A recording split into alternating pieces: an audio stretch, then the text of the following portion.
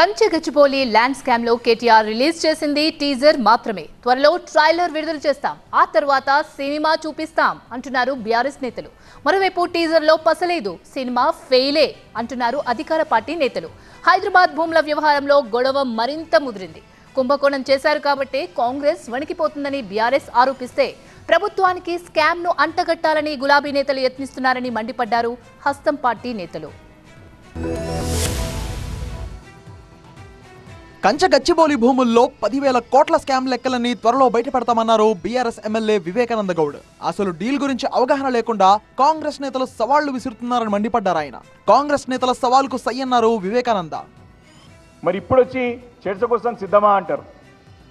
సిద్ధము మీ పార్టీ ఉన్నది, మీరు పిలవండి అంటే చర్చ కోసం సిద్ధంగా ఉంది బీఆర్ఎస్ పార్టీ. మేము మా పార్టీ ప్రతినిధికి నేను వస్తాను, మీరు రండి, మీరు ఈ సబ్జెక్ట్ పైన అవగాహన పెంచుకోండి అని చెప్పి ఈ సందర్భంగా మనవి చేస్తా ఉన్నాను. కుంభకోణం జరగకపోతే కాంగ్రెస్ కు భయం ఎందుకన్నారు బీఆర్ఎస్ నేతలు. టీజర్ కే అల్లాడిపోతే సినిమా రిలీజ్ చేస్తే ఏమవుతారని సెటైర్లు వేశారు.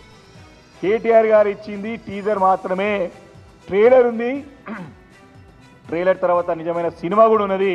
కేటీఆర్ బాంబులు పేలలేదన్నారు కాంగ్రెస్ నేతలు. సినిమా రిలీజ్ చేసినా ఫ్లాప్ అవుతుందన్నారు. బాంబులు పేలుస్తాం, నేను పక్కా ఆధారాలని పక్కా సాక్ష్యాధారాలని చెప్పని ఈరోజు ఏదైతే బాంబు పేల్చినట్టుకుంటూ ఆ బాంబు తుస్సుమన్నదనే నేను భావిస్తున్నాను. ఆ 10,000 ఇచ్చే క్రమంలో మధ్యవర్తిత్వం వహించేటువంటి బ్రోకర్కు ఏదైతే అధికారికి ఇచ్చేటువంటి డబ్బు చేతులు ఎవరు ఇవ్వాలనేటువంటి 174 కోట్లు అవేం లంచం కాదు, అది కేటీఆర్ గారు దాన్ని ఏదో లంచం అంటున్నారు. సిపిఐ ఎమ్మెల్యే కూనంనేని సాంబశివరావు కూడా కేటీఆర్ వ్యాఖ్యలపై స్పందించారు. కుంభకోణం ఏంటో క్లియర్ గా బయట పెట్టాలన్నారు. కేటీఆర్ గారు ఓ మాట ఏంటంటే 10,000 కోట్లు అసలు ఎట్లా ఆరోపణ చేస్తారు?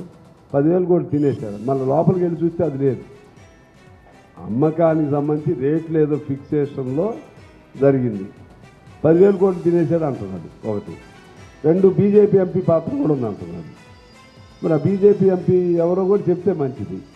ఎట్లా ఈయన ఖాతాలోకి పోయినాయి, ఆ రేవంత్ రెడ్డి ఖాతాలోకి డబ్బులు ఏమైనా తీసుకున్నాడా, అవి చెప్పాలి కదా.